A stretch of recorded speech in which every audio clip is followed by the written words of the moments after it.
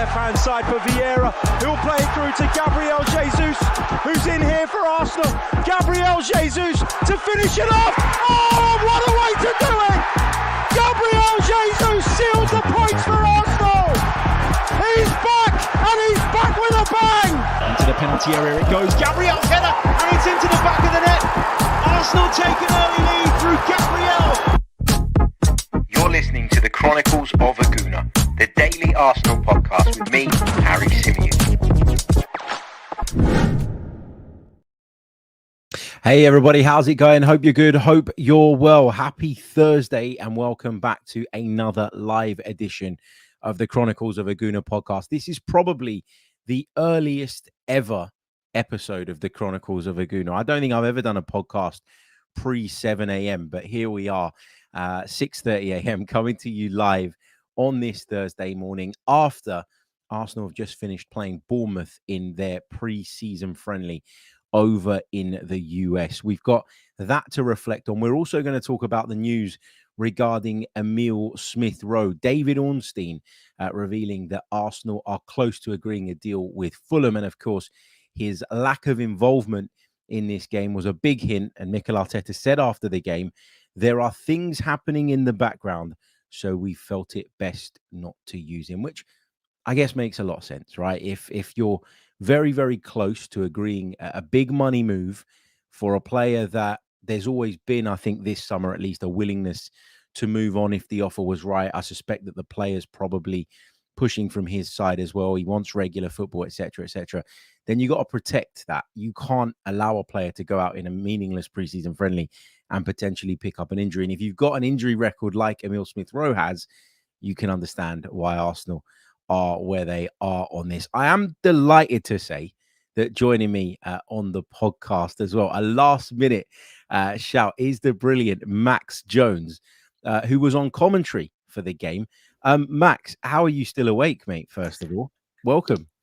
Thank you very much. Do you know what? I've got a newfound respect for all of the Australian, the American, the African fans, wherever they may be in the world, the Asian fans who are getting up and, you know, ridiculous hours to watch Arsenal play every single weekend. You know, we only thankfully have to do it a few times a season, but I don't know about you, Harry, my body clock is completely at its wit's end at the moment. You know, it was a case of getting 3 hours of sleep last night, waking up nice and early, getting myself to the Emirates where the studio is, and then doing the game. And now I don't really know whether to power through or whether to go back to sleep again. So, yeah, if there are any overseas fans who are used to this and you can give me your advice, that would be much appreciated. I would say go and get yourself a bit of sleep, because I think it's always the kind of noble approach to say, I'm going to power through it. And then you just end up like crashing midway through the day. So like I wouldn't have done this podcast this early, but not unfortunately, because obviously I'm grateful for what I've got coming up today, but I've got a really, really busy day. And what that meant was if I didn't do the pod now, then I probably wouldn't get a chance until late tonight. And I feel like that's too late after the game. So what I've done is I've gone to bed at about 11, woken up at 3, just after 3, because I had to have a little snooze once the alarm went off. And then I've gone into the living room, watched the game, finished it up. Now I'm doing this, got some radio to do, and then I'm off to work for the day. So, yeah, I wish I could have a bit of a sleep, and I feel like come 4 or 5 p.m. I'll be absolutely finished, but it is what it is. Max, let's get your overall assessment on the game. I want to talk about a few individual performances as well. I don't think these types of fixtures need over-analysis, if I'm being honest. We know what they are. They're an opportunity to get minutes. They're an opportunity to build yourself up towards match fitness. But what did you make of it as far as sort of pre-season friendlies go?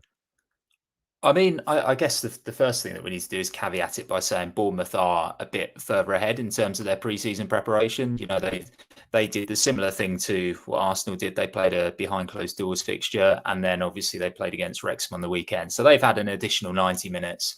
And we also know about, you know, the lack of international players that Arsenal have at the moment, the Gabbies who have been away at the Copa America, and then obviously you've got the Euro 2024 contingent as well.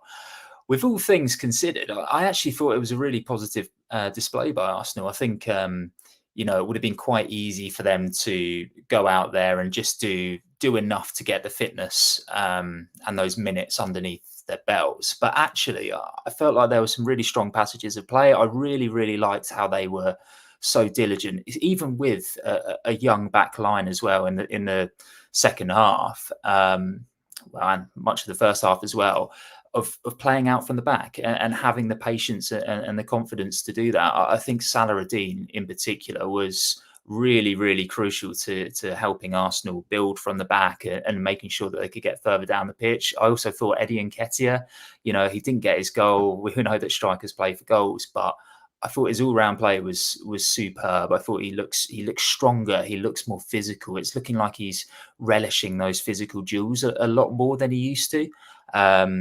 So yeah, I think all in all, plenty of positives to take from it. It's Manchester United next up. We're going to be catching them a bit colder as they're just about getting out into the US now. So in theory, it's a good starting block, and long may it continue. Ethan Nwaneri, we got to talk about him. I think we all saw from the first time that Ethan Nwaneri kind of took to the field with the first team, even though it was just a cameo at the end of a game at Brentford, that he is incredibly talented. Like the low center of gravity, the way he carries the ball, the maturity that he shows, which is obviously way beyond his years. He got 83 minutes tonight, which, when you compare that to what some of the other players that are maybe sort of in that space between under 21s and looking to make that breakthrough into the first team, he got a lot of time, which says to me that Mikel Arteta really does believe that he is worthy now of a place in his first team squad. Do you think that will be the case for Ethan Nwaneri going forward? Do you think now we're very much at the stage where, I'm not saying he's going to start every week, but Mikel Arteta considers him a first team squad player? Is that jump about to happen? 100%. And I think, Arteta will probably be one of the first people to admit that last season didn't go as he wanted in terms of giving those youngsters opportunities. I think there were far too many high pressure sort of environment situations to just throw a youngster into. We saw on a few occasions that he named some academy prospects on the bench. Charles Sago Jr., of course, was able to make his first team debut as well. But I think that the lack of being able to get through those early stages of the cup games, being dealt that very early draw against Liverpool didn't help that cause. But yeah, because of that, it's naturally meant that those first team opportunities have been restricted. With Ethan in particular, he has always spoken incredibly highly, not only about his technical ability, not only about his work rate, but also his character. And I said a phrase on commentary today, which I've stolen from Miles Lewis-Skelly, because I just think it's a brilliant line. Good people make good players. And I think with the three youngsters who started today, with the three 17-year-olds who started today, Aidan Heaven, Miles Lewis-Skelly and even Nwaneri, they are very much that mould of Arsenal player that Per Mertesacker is hoping to bring through the academy, the strong young gunners, the lifelong learners, the players who, would go in with a thirst for knowledge for football, but also they have that understanding and appreciation of how lucky they are by engaging with the community and also just being humble. And I think that is quite a crucial thing, especially for Ethan. I guess when you make your Premier League debut at the age of 15, you've got all of this spotlight around you, and then you don't make another appearance until the following season. That must be quite difficult to sort of be shot into stardom, and then all of a sudden, okay, I've got to go play an under 18s or an under 21s game. What I would say is every time he has played for the under 21s, every time he has played for the 18s, Harry, as you'll know, you've covered a few as well for the club. He always takes those seriously. He always tackles those like a Premier League game. And his numbers speak for themselves. 11 goals in 17 Premier League 2 appearances. There was that FA Youth Cup game where he scored 5 times in a single match. He is, as we call them now, a wonder kid. But I think he's so much more than just the footballer. I think he's an intelligent young man off the pitch as well. And I think that's why Mikel rates him so highly.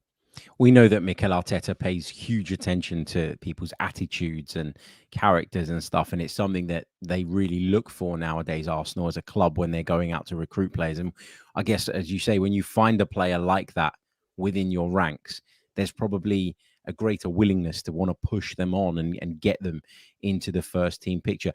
I thought in the first half, Nelson, Salah and Nwaneri were kind of my standout players, but we got to talk about Fabio Vieira's goal because he took that brilliantly, didn't he? And I remember you guys saying in commentary, there's never really been any question about Fabio Vieira's technical level and his ability to kind of execute things like that with that brilliant left foot of his.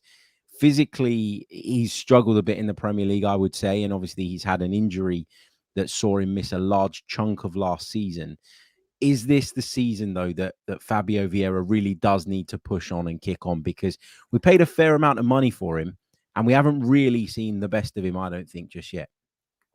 Yeah, I think, first season's always going to be difficult in England, isn't it? When you're coming from, let's call it a lesser league, a less physical league, certainly, in terms of the Portuguese First Division. Last season, very, very, very frustrating for him. It felt like there were times where he came into the team and he looked like the player that Arsenal needed. He, was decent in those tight areas. There were so many teams playing with that low defensive block, and you think, okay, just a bit of magic with his feet, shifting it left and right, in similar way to what we expect from Martin Odegaard, where he's kind of on the edge of the penalty area, twisting, turning, looking for the opportunity. Fabio Vieira's got that in his locker, but then that injury happens, that red card happens as well, and you just think, well, what an annoying and frustrating period for him to have to go through. He's on the other side of that now. He had a positive preseason last time out. I remember that goal that he scored against Barcelona, an absolute rocket. We know that he's capable of that. He also scored that winning penalty in the Community Shield against Manchester City as well. I just hope for his sake that he's kept around the club and he is continued to be afforded those opportunities. I reckon, Harry, the two of us could, between us, name Mikel Arteta's starting 11 on the opening game of the season, provided there's no more signings from now on. Just based on last season and the players that we know he trusts, we know who's in that starting 11. I really hope Fabio Vieira does enough in this preseason to at least put him within contention of maybe dislodging someone. We saw him on the right today. Is he realistically going to come in for Bukayo Saka? I don't think so. Saka is guaranteed starter every single week. And I think that's perhaps made Reece Nelson switching to the left-hand side from his traditional right-hand side that bit more interesting, because maybe is that Mikel going, well, look, there's an opportunity for you here. Martinelli's been in and out of form. He's been blowing hot and cold recently. Could we see him popping up there? Could we see Trossard maybe a bit more central? Who knows? All I know is that for Vieira, if he's really able to get himself within the manager's plans, maybe in a slightly more withdrawn midfield position, it'd be interesting to see. I don't know. One of the things that was quite interesting for me, when I was plotting out the team before the game, saw the lineups come through and I thought, well, that's got to be Fabio Vieira playing at number 10, hasn't it? Nwaneri at 10, giving that youngster that much responsibility over someone who has played, a very high level consistently, is interesting. But maybe Mikel just backs Nwaneri's physicality over Vieira because he is that bit bigger. Yeah, you're not wrong. You're not wrong. I think you make a lot of really valid points there about Vieira, about Nwaneri, and the trust that's been put on him. It's really hard with these preseason friendlies because what happens is, right, we all miss Arsenal and we all wake up at the crack of dawn to watch these games and we get into them and we try, I think, to find themes and things that we can say, well, that means X for the new season or Y for the new season. And often it's not really going to make the world of difference. So we keep saying it's about minutes, it's about fitness. Sometimes you will shoehorn players into positions that maybe don't suit them. For example, I know that he is a centre-back by trade, but I don't think Julian Timber is going to be starting at the heart of Arsenal's defence. But obviously he was there today and people were looking at him there and trying to figure out what that means. It's interesting. I want to talk about the Emile Smith Rowe thing because I think it's really important that we touch on that, because that is as big a bit of news as what we've seen in the game here tonight. What this kind of taught me is that when a deal is close, the right thing to do is to obviously not use that player and not run any risk. And in particular with someone like Emile Smith Rowe, whose injury record has been extremely patchy. But we've heard loads about Nketiah potentially leaving and joining Marseille maybe. We've heard Reece Nelson being linked with a number of clubs. First, we heard West Ham were interested, and then more recently, we heard that Leicester were in contention. The fact that those two started the game, can we read between the lines, Max, and say, well, that means that maybe those deals are on the cards, but they're nowhere near as close as Emile Smith Rowe potentially going to Fulham? Is that fair to say? It's a take, isn't it? Whether it's an accurate one will remain to be seen. But you're right. It's understandable why Emile didn't play, especially given his injury record. Yeah, I think with the other two, maybe let's not read into it too much. But obviously, that would suggest, given Emile's treatment, if there is a deal, then perhaps later down the line that may or may not happen. But yeah, with Emile, it is a shame, because I think everyone from an Arsenal persuasion has wanted to see him excel in the Arsenal shirt. He took on that number 10 shirt, and he actually went to Mikel and asked for it. He wanted that responsibility when he signed that new long-term contract. I was there on the day that he signed that contract, all of this stuff going on at Emirates Stadium. And it was really nice to be able to make a fuss of this youngster that had come through. Bukayo Saka obviously draws a lot of the attention, a lot of the spotlight. But Emile, you have to remember, during that period was brilliant, rampaging forward. He was playing some really, really great stuff. And then the injury started to happen, and it just turned into this vicious cycle of, okay, he's injured, he's on his way back, brilliant, he's in a matchday squad, he'll get a couple of minutes here coming off the bench, we welcome him back, and then all of a sudden he's got that horrible, frustrating period on the sidelines again. And I think, a change is as good as a rest, as they say. So unfortunately, if he sticks around, I think first team football, those regular minutes that he's craving, what's he, 23, 24 now, are going to be really, really tough to come by. Whereas if he's able to go away to Fulham, as it looks like it's going to happen, reunite over there with Alex Iwobi, and then hopefully get back to playing his best football, then that is best for all parties. And also to command such a fee for someone who, let's be honest, has been incredibly hard to find their availability in the past 2 seasons. That's testament to the guys behind the scenes there, who have managed to get 35 million is being reported for a player who hasn't scored since April 2022, I don't think. So we all know that there's talent there. It's the consistency, it's the availability that's been the doubt. And I think given where Mikel Arteta's project is now, he can't afford any passengers. He can't afford anyone who maybe isn't able to commit to 30 games a season, which unfortunately Emile hasn't for the last couple of campaigns. Yeah, I completely agree. I think the fee that we're hearing, which is up to 35 million, we don't know exactly how that's going to be made up. Will it be 25 with add-ons, potentially taking it that high? Will it be 30 with add-ons? I don't know. But I think you're right. When you look at the availability issues, when you look at the fact that he's clearly become a bit part player at Arsenal, and I don't mean that in a horrible way, like the team has evolved and changed, and maybe there isn't a natural fitting position for Emile Smith Rowe anymore, because we kind of play with 2 8s now, whereas Emile Smith Rowe growing up was always looked at as a 10, and when he played some of his best football for Arsenal, he was playing from the left hand side. But at the time, we had an overlapping fullback, and we wanted something very different from our left hand side than we do today. So the evolution of the team has been a bit of an issue for him. But to get up to 35 million pounds for someone that it's become abundantly clear is just a squad player, and has this patchy fitness record, I think is good business. And it kind of dispels the myth that Arsenal can't sell. For a long time, they've had their hands tied behind their backs, in my opinion, when they've tried to get rid of players that A, it was obvious weren't good enough, but B, were on big salaries, big contracts, and people were scared to kind of take a risk on.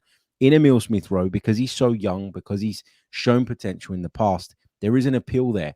And if Arsenal can get that kind of money, I think they've done really well. And as you say, it's the best scenario for everybody. It will hurt because we all love him. We've all watched him grow up at Arsenal. We all hoped that he would go on and be as impactful as Bukayo Saka has been, for example. Unfortunately, it hasn't been the case at the club. But it does feel like, given the fact that he was not involved today and what Mikel Arteta said after the game, just a quote from the press conference, there are things happening in the background, so we felt it was best not to use him. Just sticking on the theme of transfers, because I know that's all anybody wants to talk about at this time of year. Arteta was asked about Riccardo Calafiori. There was something going around online earlier today where somebody had said that Edu told them that he's in the building, not literally, but hypothetically speaking. And we know that the medical is kind of the next stage on that. Arteta said, there is no update. As soon as we have something to say, we will say it. You know, I don't like talking about external players. So he's keeping his cards close to his chest. But that feels like that is coming towards its conclusion as well. One other player I wanted to pick your brains on, Max, before we kind of sign off. I want to mention something else as well, very, very briefly. But this player is someone I want to talk about. Karl Hein. What have you made of him? Because I struggle to be impressed by Karl Hein. That's me being completely honest. Like, I'm not saying he's a bad goalkeeper, but I don't look at him and feel particularly inspired or safe when he's in goal. And I know that this might be a bit of a controversial take. I know it took a massive deflection. I thought he could have done better for the Symeou goal. It took a deflection, but it was a kind of slow looping ball that kind of dropped over him. And it felt like he just completely mistimed the dive. Am I being harsh? And is he good enough to be Arsenal's number 2 in the event that Aaron Ramsdale moves on? I think the goalkeeper union would be screaming at you right now, Harry. Maybe I think that's probably a little harsh. I think he was decent. I think, you know, people are obviously going to make a fuss about him for the 2 penalty saves, and it's great to have a goalkeeper who can make those saves. He also, you know, tipped that one onto the bar, which I didn't actually see it at the first play of it, but goodness me, when we watched the replay, what a vital thing that was. Yeah, and then the one late on as well to keep out Ouattara. You know, so yeah, there's two game-changing moments in there, and obviously some heroics in the penalty shootout. I did feel like for crosses during the game, corners, you know, you want your goalkeeper to be big and strong. We've grown accustomed to seeing what David Raya's like, who's so confident and commanding within his penalty area that I guess it almost seems quite harsh to judge other goalkeepers on that, because he is the best one in the Premier League for just coming and claiming crosses.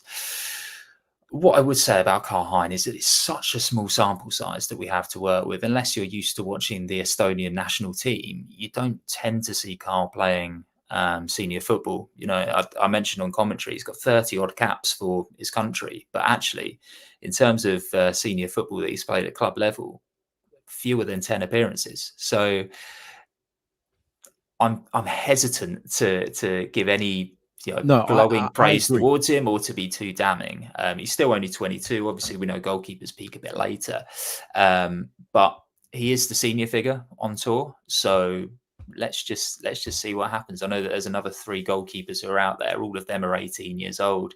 Maybe they'll get a few minutes here and there, but this does seem like Mikel Arteta is giving him the chance to show that he still deserves to be at the club. Whether that's in a number 2 or a number 3 capacity remains to be seen. I agree with you that you can't draw a solid conclusion on Karl Hein because, as you say, the sample size is so small. I'm going with my kind of gut feel.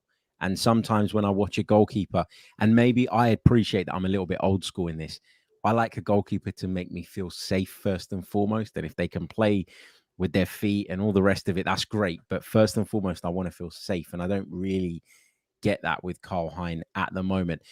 Not at the level where I would trust him in the first team. And I think that's kind of the point there. And if you're gonna have this player around the club, but you don't ever feel, and I don't know what they feel internally, but if you don't ever feel that he's going to be a first teamer or good enough to take that role on, then I kind of think at this stage, what's the point? So I see your point, Harry, but I'll raise you Emi Martinez. You know, he was clinging on for his Arsenal career at times. You know, I think there were many inside the club who didn't think that he was going to be as good as he believed he would be. I mean, his self-belief is probably stronger than anyone's I've ever met.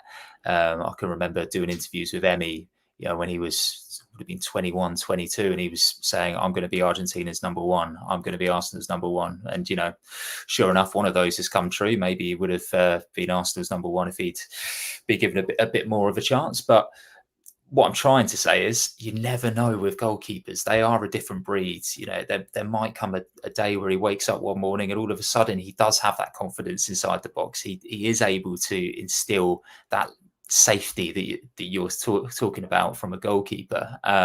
So look, we'll wait and see. I do understand your points, but you know, he is the senior figure in goal, so we're going to see him for at least the next 2 games. Absolutely. Max, thank you so much for joining me, mate. I know it was really last minute, and we're both like sitting here like rubbing our eyes and stuff in the middle of the pod. But thanks for joining us, everybody, on this live stream. It would be wrong of me not to mention Martin Odegaard's new facial hair before I sign off. I was taken aback by that. I'm surprised. It looks great. He looks a little bit more mature. He looks brilliant. That little, it's a look that not many of us can get away with, I don't think. Absolutely. Max, thank you so much. Thank you to all of you for joining us, and we'll be back with another episode very soon. Until the next one, take care of yourselves. All the best. Goodbye.